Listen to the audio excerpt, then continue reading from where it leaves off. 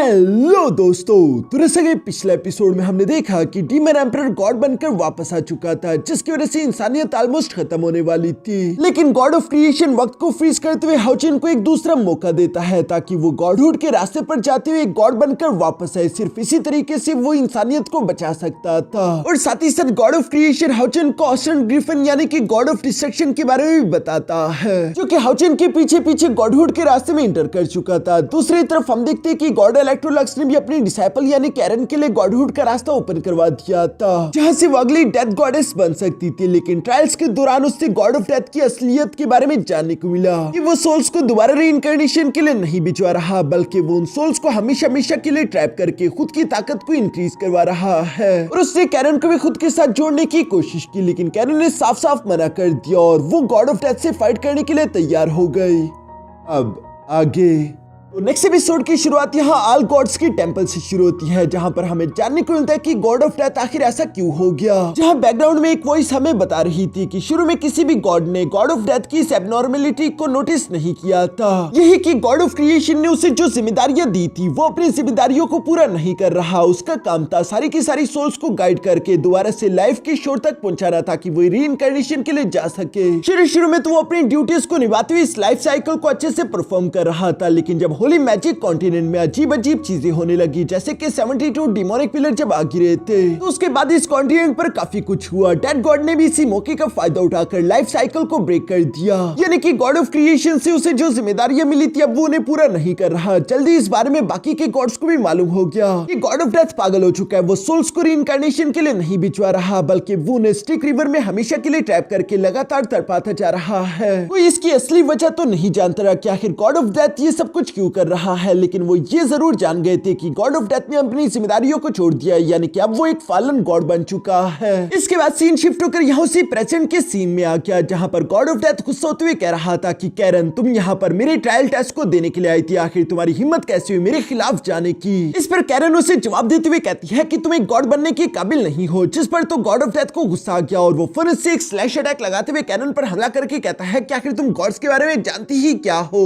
Karen भी दूसरी तरफ अपने साइड का इस्तेमाल करते हुए स्लैश अटैक को ब्लॉक करने की कोशिश करती है, लेकिन वो अटैक काफी ज्यादा पावरफुल था, जिसकी वजह से कैरन चट्टानों को तोड़ते हुए नीचे की तरफ आ गिरी। दूसरी तरफ गॉड ऑफ डेथ भी रुकता नहीं, बल्कि वो तेजी के साथ टेलीपोर्ट करते हुए कैरन के सामने आ गया और वो उस पर दोबारा से हमला करता है। जिसे बर्दाश्त करके कैरन ने भी अपने शैडो प्रिजन फ्लैश किल टेक्निक को एक्टिवेट किया, जहां पर वो अपने कई सारे क्लोन्स बनाकर एक साथ यहाँ गॉड ऑफ डेथ पर स्लैश अटैक लगाने की कोशिश करती है। पर गॉड ऑफ डेथ पर इसका फर्क नहीं पड़ता, बल्कि वो अपनी एनर्जी अनलीश करते उन सारे के सारे क्लोन्स को डिस्ट्रॉय कर चुका था। ये देखकर कैरन ने बैक टू बैक अपनी सेकंड स्किल भी एक्टिवेट कर दी थी, जिसमें वो कई सारे डैगर्स को एक साथ समन करते हुए गॉड ऑफ डेथ पर हमला करवा देती है। लेकिन गॉड ऑफ डेथ कई सारे क्रॉस में कन्वर्ट होते हुए आसानी के साथ उस अटैक से बच गया और वो तेजी के साथ कैरन के पीछे आ जाता है, जहां उसने कैरन पर ही उल्टा हमला कर दिया। कैरन भी उस अटैक को डिटेक्ट करके फिर से अपने स्लैश अटैक का इस्तेमाल करते उसे काउंटर करने की कोशिश करती है, लेकिन इस अटैक के इफेक्ट के कारण हम देखते हैं कि कैरन पीछे की तरफ धकेली गई और इससे पहले कि कैरन खुद को संभाल पाती तब तक गॉड ऑफ डेथ एक बड़ी सी चट्टान लेकर उसके सर पर पहुंच चुका था। यहाँ इसी के साथ कैरन और गॉड ऑफ डेथ के दरमियान एक बहुत ही ज्यादा तेज और खतरनाक फाइट शुरू हो जाती है, जिस फाइट में कैरन अपने मन में सोच रही थी कि पिछली बार तो मैं गॉड इलेक्ट्रोलक्स की वजह से गॉड ऑफ डेथ से जीत चुकी थी, वो अपने ट्रू पावर्स का इस्तेमाल नहीं कर पा रहा था, लेकिन इस बार इसकी डिवाइन पावर काफी ज्यादा खतरनाक है, जिसकी वजह से मेरे कोई भी अटैक इस पर असर नहीं कर रहे। दूसरी तरफ गॉड ऑफ डेथ यहाँ कैरन को पीछे की तरफ धकेलते हुए कहता है कि बेवकूफ, आखिर तुमने ये सोच भी कैसे लिया कि तुम मेरे प्लान्स को बिगाड़ सकती हो। तुम्हें कभी भी मुझ पर सवाल नहीं उठाना चाहिए था, तुम मॉर्टल्स की यही तो कमजोरी है। और ये कहती वो कई सारी इवल स्कल्स का इस्तेमाल करते हुए कैरन पर हमले करने लगा, जिन्हें कैरन तेजी के साथ भागते हुए डॉज कर रही थी। साथ ही साथ गॉड ऑफ डेथ कह रहा था कि तुम मॉर्टल स्पिरिचुअल पावर का इस्तेमाल करते हो खुद की ताकत को नापने के लिए, जबकि हम गॉड्स खुद में ही एक पावर हाउस है, हमें किसी भी इस तरह के मेजरमेंट की जरूरत नहीं पड़ती। ये बोलते हुए गॉड ऑफ डेथ यहाँ कैरन को चकरने की अपनी पूरी कोशिश कर रहा था, लेकिन कैरन चूंकि उन सारे अटैक्स को डॉज कर रही, इसलिए हम देखते हैं कि गॉड ऑफ डेथ अपनी एक उंगली के प्रेशर का इस्तेमाल करता है, जिस प्रेशर के कारण कैरन उड़ नहीं पाती और वो जमीन पर आ गई। दूसरी तरफ हम देखते हैं कि गॉड ऑफ डेथ जो कि हवा में मौजूद था, वो कैरन की तरफ देखते हुए कहता है कि हर चीज यहाँ पर गॉड्स की मर्जी से होती है, गॉड्स के कंट्रोल से कोई भी चीज बाहर नहीं निकल सकती। और ये कहती गॉड ऑफ डेथ ने तीसी के साथ नीचे की तरफ आते हुए कैरन को पंच कर दिया था, जिससे कैरन अपने साइड से ब्लॉक तो कर देती है, लेकिन फिर भी वो प्रेशर के कारण पीछे की तरफ धकेलेगी। गॉड ऑफ डेथ अभी भी कैरन पर हमले करता जा रहा था। दूसरी तरफ कैरन भी उस पर काउंटर अटैक करते हुए अपने मन में कहती है कि गॉड इलेक्ट्रोलक्स ने मुझे कहा था कि गॉड से सब कुछ नहीं होते। हाँ, ये बात सच है कि गॉड्स की स्ट्रेंथ को हम लोग स्पिरिचुअल पावर में नहीं मेजर कर सकते,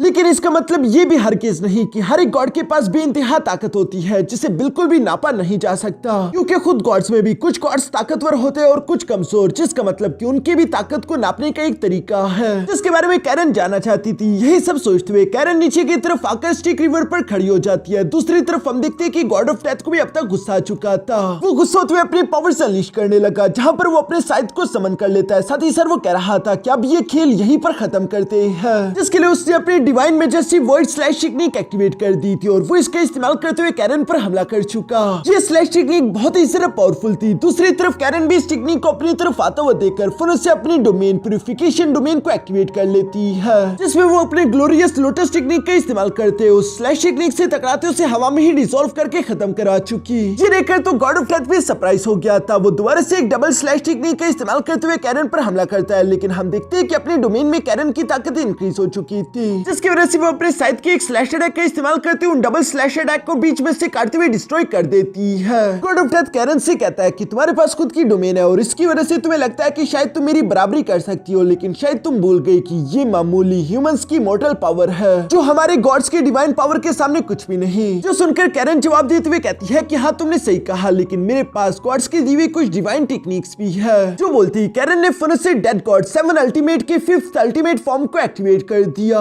जिसे डेथ साइलेंस स्लैश टेक्निक कहते हैं, और वो इसका इस्तेमाल करते हुए गॉड ऑफ डेथ पर हमला कर देती है। मगर दूसरी तरफ हम देखते हैं कि गॉड ऑफ डेथ के पास भी यही सेम टेक्निक थी, जहां पर ये दोनों स्लैश एक दूसरे से जाकर टकरा गए। मगर गॉड ऑफ डेथ की स्लैश टेक्निक ज्यादा पावरफुल थी, जो कि कैरन के अटैक को डिस्ट्रॉय करते हुए सीधे जाकर उससे भी हिट करने लगी है। कैरन खुद तो नीचे की तरफ झुकते उस अटैक को डॉज कर चुकी, लेकिन यहाँ पर उस अटैक के कारण हम देखते हैं कि कैरन का प्यूरिफिकेशन डोमेन टूट गया।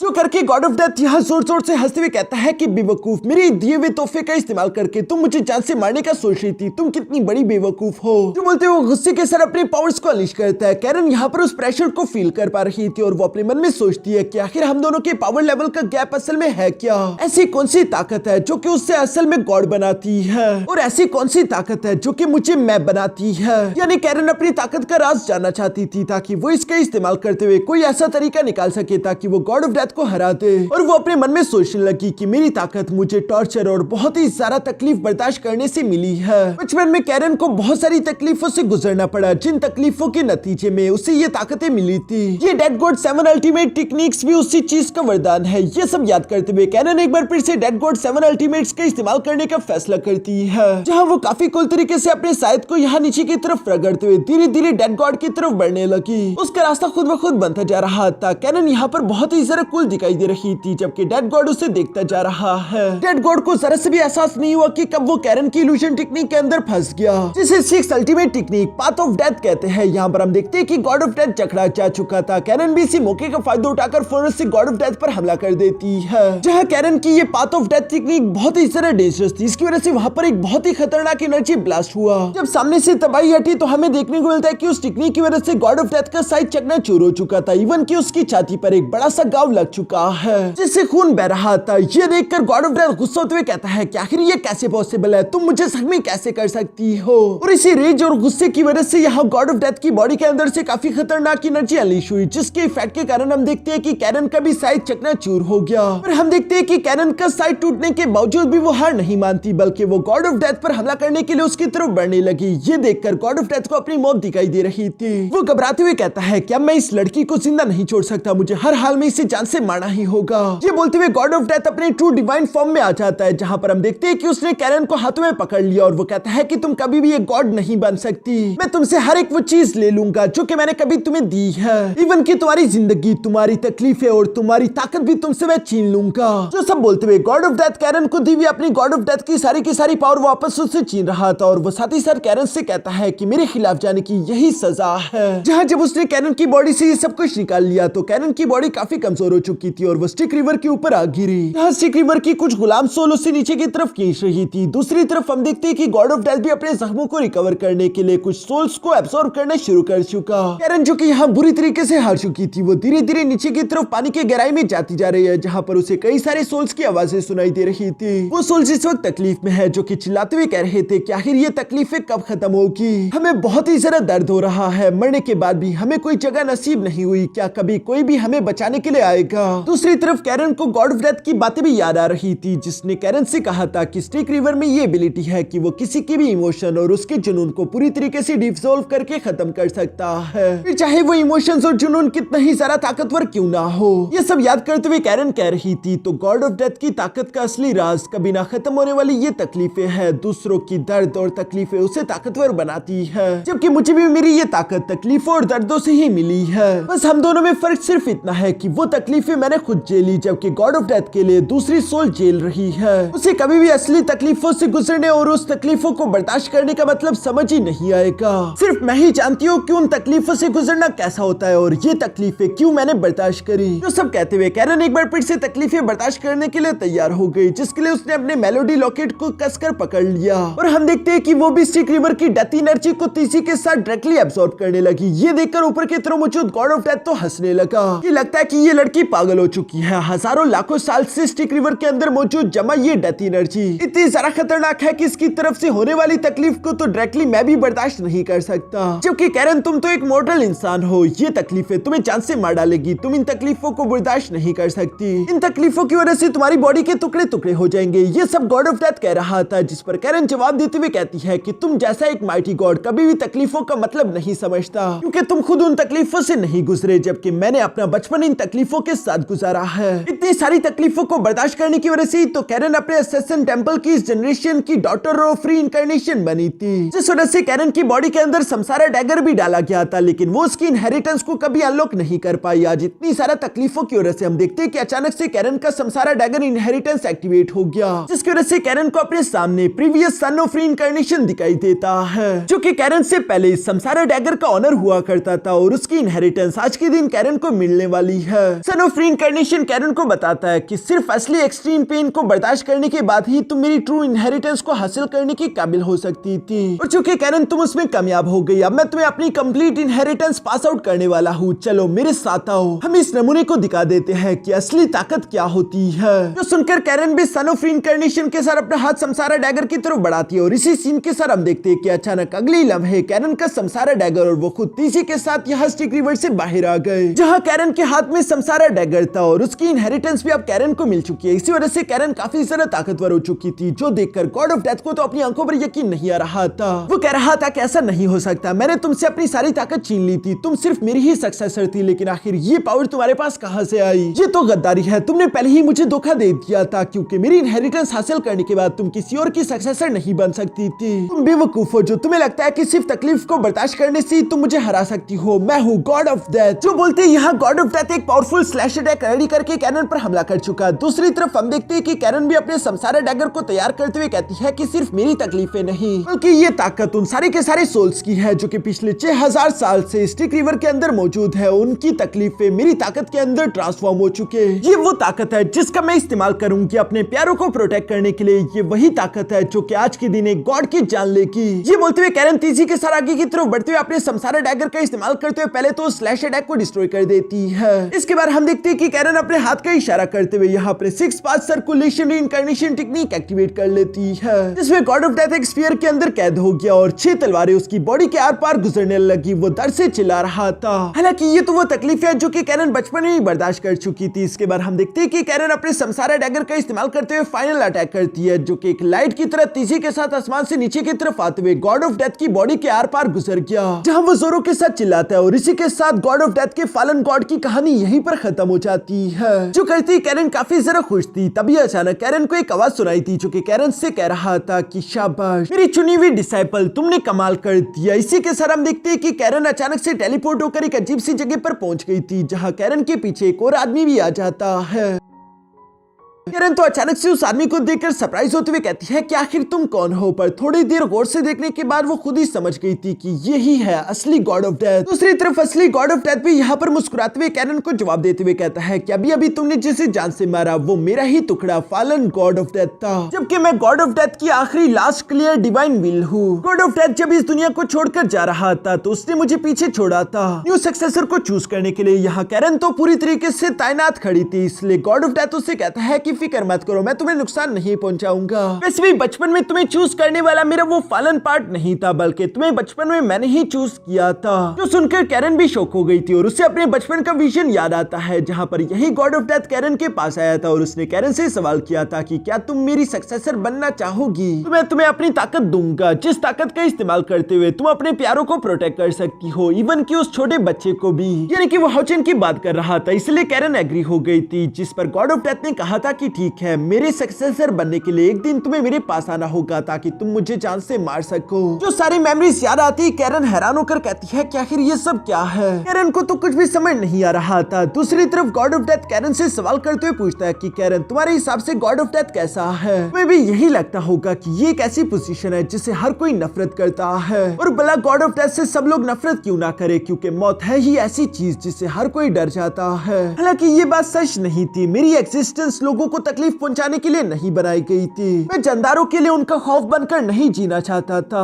बल्कि वो गॉड जो कि हर एक जानदार को जिंदगी देता है और मैं जो कि वो जिंदगी वापस लेता हूँ। इसी तरह तो मैं उस जिंदगी को मतलब देता हूँ, एक ऐसी जिंदगी का आखिर क्या ही मतलब जो कि कभी भी खत्म ना हो। सिर्फ मौत ही तो है जो कि जिंदगी को मतलब देती है और वो जिंदगी को खास बनाती है। ये सब बताने के बाद गॉड ऑफ डेथ यहाँ कैरन को बताता है कि 6000 साल पहले मैंने एक ऐसा विजन देखा था जिसमें बहुत ही ज्यादा मौतें थी, बहुत सारा खून खराबा था, इतना सारा खून खराबा कि ये गॉड के लिए भी बहुत ज्यादा हो गया। ये पूरी दुनिया बेरहमी के साथ मारी जाने वाली थी। जो सारे विजन्स इतने ज्यादा खौफनाक थे कि मैं भी उन्हें बर्दाश्त नहीं कर पाया और मैं फ्यूचर को लेकर डर गया था, और चूंकि मैं डर कर घबरा चुका था तो मैं गॉड बनने के काबिल नहीं बचा। मेरे कमजोर होने का फायदा मेरे फॉलन गॉड वाले पार्ट ने उठाया, जो कि मौत और तकलीफ को रिप्रेजेंट करता है। उसने मेरे डेथ रैम को पूरी तरीके से कोलैप्स कर दिया, वहां की कंट्रोल को अपने हाथों में ले लिया। मेरे पास इतनी ताकत नहीं बची थी कि मैं उसे रोक सकूं, इसलिए तब के टाइम मैंने तुम्हारे पास आकर तुम्हें अपने सक्सेसर के तौर पर चूज किया और तुम्हें कहा कि तुम्हें मेरे पास आकर मुझे जान से मारना होगा, और अब मैं चाहता हूँ कि तुम अगली डेथ गॉडेस बनो ताकि तुम इस पिछड़े को तोड़ दो, इस दुनिया को दोबारा से प्यूरिफाई कर सको और लाइफ एंड डेथ के साइकिल को दोबारा से रिस्टार्ट कर सको। जो सब सुनकर कैरन सवाल करते हुए पूछती है कि आखिर तुमने मुझे ही इसके लिए क्यों चूज किया,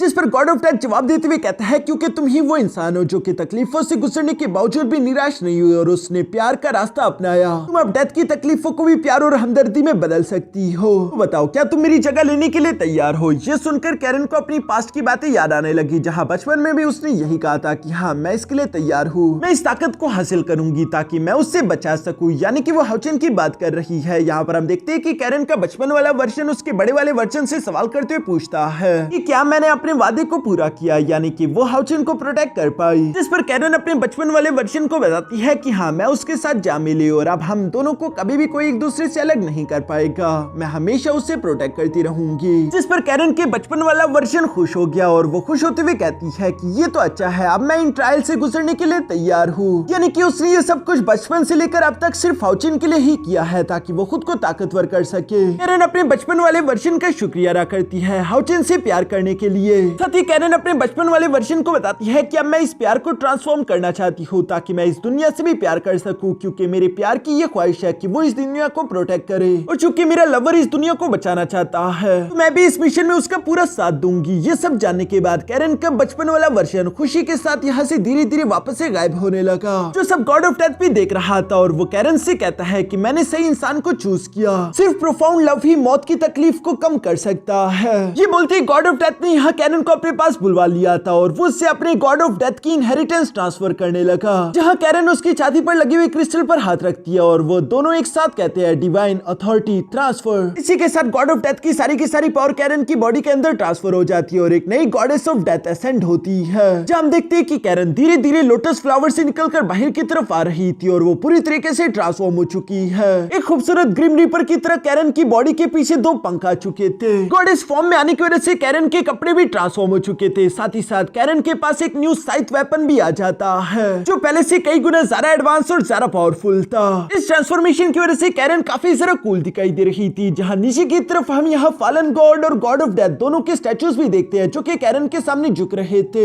साथ ही साथ बैकग्राउंड में हमें पिछले गॉड ऑफ डेथ की आवाज भी सुनाई देती है जो कि कैरन से कह रहा था कि जाओ गॉडेस ऑफ डेथ और सारी जंजीरें तोड़ दो। जिसके साथ ही हम देखते हैं कि कैरन भी यहाँ पर गॉड ऑफ डेथ की इनहेरिटेंस को हासिल करते हुए कह रही थी कि हाउचेन के लिए मुझे ये सब कुछ करना ही होगा, और वो एक पावरफुल स्लैश अटैक लगाते हुए फॉलन गॉड का बनाया हुआ डेथ रैल्म का जो इल्यूजन था वो उसे चकनाचूर कर देती है। और उसी के साथ असली डेथ रैल्म यहाँ कैरन के सामने आता है जो कि दिखने में बहुत ही ज्यादा खूबसूरत और रंगीन था। कैरन भी इस असली डेथ रैल्म को देखते हुए कहती है तो ये है असली डेथ रैल्म, जिसके सेंटर में स्टिक रिवर था। और हम देखते हैं कि स्टिक रिवर के अंदर मौजूद जितनी भी सोल्स जो अब तक ट्रैप थी वो सारी कैरन की वजह से धीरे धीरे आजाद होकर ऊपर की तरफ आने लगी, जहाँ वो सोल्स तितलियों में ट्रांसफॉर्म हो जाती है। हम यहाँ उसी माँ और बच्ची को भी देखते हैं जो कि तितली के फॉर्म में ट्रांसफॉर्म होते हुए धीरे धीरे से कैरन के पास आने लगे। वो बच्ची तितली के फॉर्म में कैरन के हाथों पर आते हुए अपनी मॉम से कहती है कि मॉम इस न्यू डेथ गॉडेस के हाथ कितने गर्म है, अब मुझे पहले जैसी ठंड और तकलीफ महसूस नहीं हो रही। बाकी के सब लोग भी खुश होते हुए कह रहे थे कि आखिरकार हमारी तकलीफें खत्म हुई, हम सब बच गए, हम सब आजाद है। यही सब बोलते हुए वो सारी की सारी सोल्स धीरे धीरे करके लाइफ शोर की तरफ जाने लगी ताकि वो दोबारा से रीइंकार्नेट हो सके। साथ ही सर वो सोल्स जाते हुए यहाँ पर कैरन का शुक्रिया भी अदा कर रहे थे। तभी अचानक वहाँ पर गॉड ऑफ डेथ दोबारा से कैरन के सामने आ गया, जो कि कैरन से सवाल करते हुए पूछता है कि कैरन गॉडेस ऑफ डेथ बनने के बाद अब सबसे ज्यादा तुम क्या करने की ख्वाहिश रखती हो।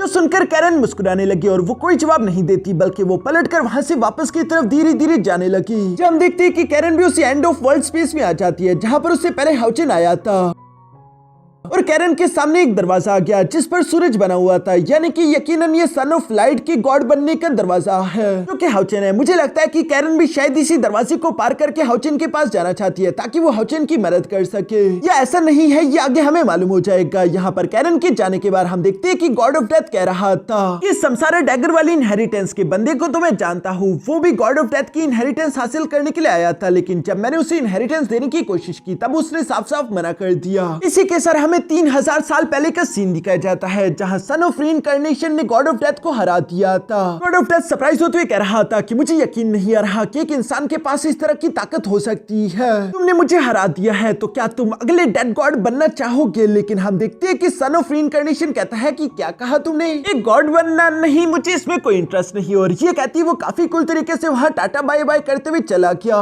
जहां जाते जाते वो गॉड ऑफ डेथ से कह रहा था कि मैं दूसरे प्लेन्स और यूनिवर्स में घूमना चाहता हूँ, बिल्कुल गॉड इलेक्ट्रोलक्स की तरह। यानी कि ये भी यहाँ पर रुकने की ख्वाहिश नहीं रखता था, इसलिए ये एक गॉड नहीं बना। ये बंदा वाकई में बहुत ज्यादा मिस्टीरियस है जिसके बारे में मैंने जानने की कोशिश की, लेकिन मुझे इसका नाम तक नहीं मिला। लेकिन फिर भी मैं कोशिश करूंगा, अगर मुझे इस बंदे के बारे में कुछ और डिटेल्स मिलती है तो मैं आप लोगों को इस बारे में जरूर बताऊंगा। यहाँ पर हम देखते हैं कि जाते जाते son of reincarnation God of death से कहता है कि अगर हमारी किस्मत में दोबारा मिलना लिखा हुआ तो हम दोबारा मिलेंगे। और ये सब बोलते ही वो गॉड ऑफ डेथ को अलविदा करते हुए हमेशा हमेशा के लिए इस यूनिवर्स को छोड़कर चला गया। इसके बाद नेक्स्ट सीन में हम देखते हैं कि हमें गॉड्स के बारे में बताया जाता है कि जब भी किसी कल्टिवेटर के पास 1 मिलियन स्पिरिचुअल पॉइंट्स की एनर्जी हो जाए तो वो गॉड बनने के काफी ज्यादा करीब हो जाता है। लेकिन गॉड बनना इतना भी आसान काम नहीं, गॉड बनने के लिए गॉडहुड के रास्ते पर चलना पड़ता है और साथ ही साथ डिवाइन ट्रायल से गुजरकर उन्हें पास करना पड़ता है। ये सब बोलते ही सीन शिफ्ट होकर हॉल ऑफ गॉड्स पर आ गया, जहाँ पर हम देखते हैं कि हाउचेन पहुंच गया था जहाँ वो अपनी डिवाइन ट्रायल्स देने वाला है। और यहाँ पर पहले से हम देखते हैं कि सारे के सारे गॉड्स के गॉड प्रोजेक्शंस मौजूद है। हमें जानने को मिलता है कि असली गॉड्स तो बहुत अरसे पहले इस दुनिया से जा चुके थे, उन्होंने सिर्फ अपने पीछे प्रोजेक्शंस छोड़े हैं। जहाँ इस वक्त 4 गॉडेस की प्रोजेक्शन मौजूद थी, एक तो गॉड ऑफ लाइट थी, दूसरी बीस्ट गॉडेस थी, तीसरी गॉड ऑफ नेचर थी और चौथी गॉडेस ऑफ विंड है। और चूंकि हाउचेन को गॉडेस ऑफ लाइट ने चूज किया था तो गॉडेस ऑफ लाइट हाउचेन को यहाँ पर देखते ही फौरन से उसके पास आ गई, जहाँ वो हाउचेन से कहती है कि हाउचेन तुम्हारे गॉडहुड के डिवाइन ट्रायल्स को मैं शुरू करूंगी। डिवाइन पावर्स को हासिल करने के लिए तुम्हें ये डिवाइन ट्रायल्स कंप्लीट करने होंगे। हर किसी का रास्ता सबसे अलग होता है, एक बार तुम इन ट्रायल्स को कंप्लीट कर दो उसके बाद तुम एक गॉड बन जाओगे और ये दुनिया तुम्हारी होगी। तुम इस दुनिया को बचाकर नया और इससे बेहतर बना सकते हो।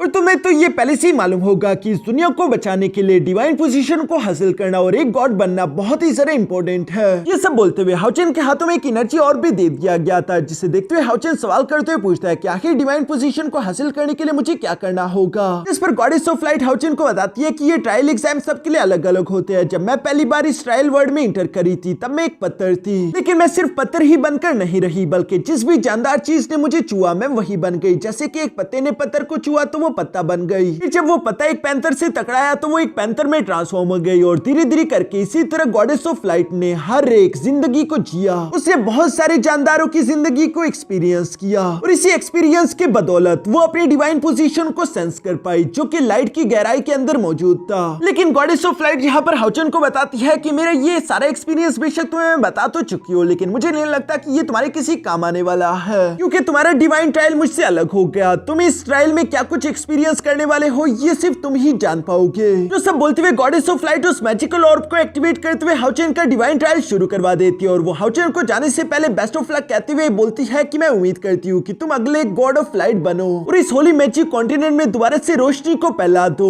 मैं तुम्हारी कामयाबी की दुआ करूंगी। इसी के साथ सीन शिफ्ट होकर दूसरी तरफ डिवाइन ट्रायल वर्ल्ड में आ जाता है, जिस दुनिया में हम कुछ इंसानों को देखते हैं जो कि सूरज की पूजा कर रहे थे और वो उससे भीख मांगते हुए कह रहे थे कि प्लीज सूरज डूबना मत, अंधेरे अंधेरे प्लीज आना मत और हमें निकलना मत। इसी तरह करते हुए वो लोग अपनी प्रेयर्स कर रहे थे जहाँ वो गॉड ऑफ लाइट से अपनी प्रार्थना करते हुए बोलते हैं कि हमारे रक्षक को हमारे पास भेज दो क्योंकि हमें उसकी जरूरत है। और हम देखते हैं कि यहाँ पर जैसे ही सूरज डूबा और जैसे ही अंधेरा हुआ डार्कनेस से कुछ इवल क्रीचर्स बाहर की तरफ निकलते हुए यहाँ उन इंसानों को जकड़कर उनकी एनर्जी को एब्सॉर्ब करने लगे जिससे उन्हें काफी ज्यादा तकलीफ हो रही थी। फिर तभी अचानक आसमान से एक रोशनी तेजी के साथ सेंटर में आकर गिरती है और हम देखते हैं कि उसके प्रेशर के कारण ये सारे के सारे इवल क्रीचर्स पीछे की तरफ धकेले गए। वो इंसान देखते हैं कि ये हीरो की एंट्री लेने वाला असल में कोई और नहीं बल्कि हाउचन था जो कि यहाँ पर आते साथ ही गुस्से के साथ अपनी तलवार का इस्तेमाल करते हुए सारे के सारे इवल क्रीचर्स को काटना शुरू कर चुका, जहाँ वो सिर्फ कुछ ही सेकंड्स में उन सारे के सारे क्रीचर्स को जान से मार डालता है। ये देखकर तो गांव के लोग काफी ज्यादा खुश हो गए थे। उनका लीडर खुश होते हुए कह रहा था कि आखिरकार हमारा मसीहा यहाँ पर आ गया, अब हम लोग बच जाएंगे। जो सब बोलते वो एल्डर और बाकी के सब लोग यहाँ हाउचन के सामने झुकने लगे। ये देखकर हाउचन फौरन से जाते उस एल्डर को खड़ा करते हुए कहता है कि ये सब आपको करने की कोई जरूरत नहीं, बताइए कि आखिर आपके लिए मैं क्या कर सकता हूँ। तभी अचानक हम देखते हैं कि उसी सन टेम्पल के अंदर से एक फ्लेम निकलते हुए तीसी के साथ हाउचन के पास आ गई। वो एल्डर हाउचन को बताने लगा कि तुम्हें इस फ्लेम को फॉलो करना होगा, ये तुम्हें रास्ता दिखाएगी। ये फ्लेम तुम्हें सूरज की डूबने वाली साइड की तरफ लेकर जाएगी जहाँ पर इसी तरह की तुम्हें 4 और फ्लेम्स मिलेगी। तुम्हें टोटल इन 5 फ्लेम्स को इकट्ठा करते हुए दुनिया के अंत तक पहुंचना होगा ताकि इस दुनिया को तुम एक बार फिर से रोशन कर सको। जो सुनकर हाउचन उस फ्लेम की तरफ देखने लगा और अब उसे समझ आ गया था कि इन 5 फ्लेम्स को इकट्ठा करके इस दुनिया को दोबारा से रोशन करना यही मेरा गॉडहुड का ट्रायल एग्जाम है। जो समझते ही हाउचन अपने मन में कहने लगा कि फिर तो मुझे जल्दी करना चाहिए और ये करते ही वो अपने मिशन के लिए रवाना हो गया। हाउचन डूबते सूरज की तरफ बढ़ रहा था। बाहर से हम देखते हैं कि गॉडेस ऑफ लाइट और बाकी की गॉडेस भी ये सब कुछ देख रही थी, जहाँ गॉडेस ऑफ लाइट यहाँ पर बाकी के सारे गॉडेस से कहती है कि मैं तो बस सिर्फ यही प्रार्थना करती हूँ कि हाउचन कामयाब हो जाए क्योंकि अगर हाउचन कामयाब हो गया तो वो गॉड ऑफ लाइट बन जाएगा। यहाँ गॉडेस ऑफ लाइट अभी ये सब कह ही रही थी कि तभी अचानक पीछे से किसी की आवाज सुनाई दी जो कि कह रहा था कि गॉड ऑफ लाइट। जो आवाज सुनकर तो ये चारों के चारों गॉडेस ही सरप्राइज हो गई थी और वो सवाल करते हुए पूछती है कि कौन है वहाँ पर। वो आवाज अपनी बात को आगे कंटिन्यू करते हुए बोलती है कि आखिर इस तरह की लो लेवल गॉड बनने का क्या ही फायदा, इसमें कौन सी महान बात है। ये बोलती ही हम देखते हैं कि हॉल ऑफ गॉड्स के आसपास की जगह पर्पल कलर में ट्रांसफॉर्म होने लगी, यानी कि यहाँ पर ये आवाज किसी और की नहीं बल्कि ऑस्टन ग्रिफिन की है जो कि वहाँ पर पहुंच चुका था। और हम देखते हैं कि वो बहुत ही तेजी के साथ टेलीपोर्ट करते हुए फौरन से गॉडेस ऑफ लाइट के पीछे आ गया। जो देखकर तो सब लोग शॉक हो गए थे। यहाँ पर ऑस्टन ग्रिफिन की एनर्जी बहुत ही ज्यादा खतरनाक थी जिसका धुआं चारों तरफ फैल जाता है। साथ ही हम देखते हैं कि ऑस्टन ग्रिफिन यहाँ पर आने के बाद काफी कूल तरीके से इन सारे के सारे गॉड्स के सामने बड़े ही ताव में थ्रोन पर जाकर बैठ गया था। ऑस्टन ग्रिफिन को इस तरह से थ्रोन पर बैठा हुआ देखकर तो वो चारों के चारों गॉडेस ही घबरा गई थी और वो कहती है कि ये तो हेवनली क्लैमिटी है। ये बोलती है वो चारों के चारों गॉडेस हाउचन की ट्रायल वर्ल्ड को प्रोटेक्ट करने की कोशिश करने लगी। लेकिन दूसरी तरफ हम देखते हैं कि ऑस्टन ग्रिफिन ने जैसे ही अपनी आंखें खोली वो अपना प्रेशर इन चारों के चारों गॉडेस पर लगाने लगा और ऑस्टन ग्रिफिन के सिर्फ प्रेजेंस का ही प्रेशर इतना ज्यादा खतरनाक था कि ये चारों के चारों गॉडेस विल उसके सामने झुकने के लिए मजबूर हो गई। जो करके ऑस्टन ग्रिफिन धीरे से उनकी तरफ बढ़ते हुए कह रहा था कि तुम कीड़े मकोड़ो, मुझे रहमदिल समझने की गलती तो बिल्कुल भी मत करना। मैं अपने भाई की तरह रहमदिल नहीं हूँ। हाँ, मैं अपने भाई की तरह शांत मिजाज का हूँ, लेकिन अगर मुझे गुस्सा आ गया तो उसके बाद तुम में से कोई नहीं बचेगा। ये सब बोलते हुए ऑस्टन ग्रिफिन धीरे धीरे सामने की तरफ चलते हुए यहाँ हाउचन के ट्रायल ग्राउंड वर्ल्ड की तरफ आ गया जो कि एक एनर्जी ऑर्ब की तरह था। ऑस्टन गिफन भी जानता रहा कि हाउचेन अंदर ही मौजूद है, इसलिए हम देखते हैं कि ऑस्टिन गिफन बाकी की गॉडेस से कहने लगा अभी के लिए मुझे कहीं पर जाना है ताकि मैं उसकी मदद कर सकूं। ये कहती ऑस्टिन गिफन यहाँ हाउचेन के ट्रायल वर्ल्ड के अंदर इंटर करना शुरू कर देता है, जो देखकर तो चारों के चारों गॉडेस काफी ज्यादा परेशान हो चुकी थी कि अब क्या होगा। ऑस्टिन गिफन भी हाउचेन के ट्रायल वर्ल्ड के अंदर इंटर कर चुका। गॉडेस ऑफ लाइट तो यही सोच रही थी कि आखिर ऑस्टिन गिफन ने ये काम क्यों किया, वो आखिर करना क्या चाहता है। इस पर गॉडेस ऑफ विंड कहती है कि जरा फिक्र करने वाली बात नहीं, इस ट्रायल वर्ल्ड के अंदर जो भी चैलेंजर इंटर करता है उसका अलग ही एक इंडिपेंडेंट ट्रायल शुरू होता है, यानी कि दोनों के ट्रायल एक दूसरे से अलग है। ऑस्टिन गिफन चाहकर भी हाउचेन के ट्रायल में अनबन नहीं डाल सकता, यानी कि वो उसके ट्रायल को फेल नहीं करवा सकता। यहाँ वो जब ये सब कह रही थी तो उसकी सारी बातें बिल्कुल सही थी, क्योंकि हम देखते हैं कि ऑस्टिन गिफन जैसे ही ट्रायल वर्ल्ड में इंटर किया उसका अलग ही एक ट्रायल शुरू हो चुका था, जो कि हूबहू हाउचेन की ट्रायल एग्जाम की बिल्कुल सिमिलर था। लेकिन हम देखते हैं कि ऑस्टिन गिफन की एनर्जी इतनी ज्यादा खतरनाक थी कि वो यहाँ पर आते साथ ही अपनी एनर्जी से उन सारे के सारे इविल क्रीचर्स को जान से मार डालता है, जिसकी वजह से तो उस एल्डर और गांव के सारे लोगों ने यहाँ पर ऑस्टिन गिफन को ये अपना मसीहा कहकर पुकारना शुरू कर दिया था। ये सुनकर ऑस्टिन गिफन कहता है कि मसीहा, ये वर्ड मैंने पहली बार सुना है, मुझे किसी ने ऐसा कहकर नहीं पुकारा। क्या सच में मैं तुम लोगों को मसीहा लगता हूँ? ये मेरे लिए नया है। तुम लोगों के हिसाब से एक मसीहा कैसा होता है? रहम दिल, अच्छा, जो जिम्मेदारियां निभाए। लेकिन ये सारे इमोशंस तो मेरे लिए काफी ज्यादा बोरिंग है। यहाँ ऑस्टिन गिफन जब ये सब कह रहा था तभी अचानक हम देखते हैं कि उस टेंपल से वही फ्लेम निकलते हुए ऑस्टिन गिफन के सामने भी आ गई थी, जिसे देखकर वो एल्डर ऑस्टिन गिफन को बता रहा था कि हमारे मसीहा, आपको ये फ्लेम हासिल करने के बाद वेस्ट की तरफ जाना होगा, जहाँ इसी तरह आपको बाकी की 4 फ्लेम्स मिलेगी और उन्हें हासिल करके ट्रायल को कंप्लीट करना होगा। पर ये सुनकर तो ऑस्टिन गिफन गुस्सा होते हुए अगले ही लम्हे ही यहाँ पर मौजूद उन सारे लोगों को जान से मार डालता है और साथ ही मुस्कुराते हुए कहता है कि मैंने तुमसे पूछा नहीं था, ऑफ कोर्स मैं उसी साइड जाने वाला हूँ। जिससे हमें मालूम होता है कि ऑस्टिन गिफन कितना सारा खतरनाक और बेरहम है। दूसरी तरफ हम देखते हैं कि चारों गॉडेस यही सोच रही थी कि आखिर ऑस्टिन गिफन का प्लान क्या है। तभी अचानक बीस्ट गॉडेस कहती है कि इस ट्रायल एग्जाम में बेशक हर एक चैलेंजर का ट्रायल एग्जाम अलग अलग शुरू होता है, लेकिन एक एंड पॉइंट है जहाँ पर सारे चैलेंजर्स आकर मिलेंगे, क्योंकि एक ही डिवाइन पोजीशन है जहाँ पर यकीनन हाउचेन और ऑस्टिन गिफन का आमना सामना होगा। ये सब सुनकर आखिरकार गॉडेस ऑफ लाइट को भी समझ आ गया कि ऑस्टिन गिफन असल में हाउचेन से डिवाइन पोजीशन को छीनना चाहता है। वो गॉडेस ऑफ लाइट की डिवाइन पोजीशन को हासिल करके अपनी डिवाइन पावर्स को दोबारा से रिस्टोर करना चाहता है, और यही ऑस्टिन गिफन का प्लान है, जो कि इन चारों गॉडेस को समझ आ गया था। जिसके साथ ही हमारा ये एपिसोड यहीं पर खत्म हो गया। दोस्तों, अगर आप लोगों को वीडियो अच्छी लगी तो वीडियो को लाइक कर देना। इसका नेक्स्ट पार्ट भी मैं आप लोगों के लिए कल अपलोड कर दूंगा।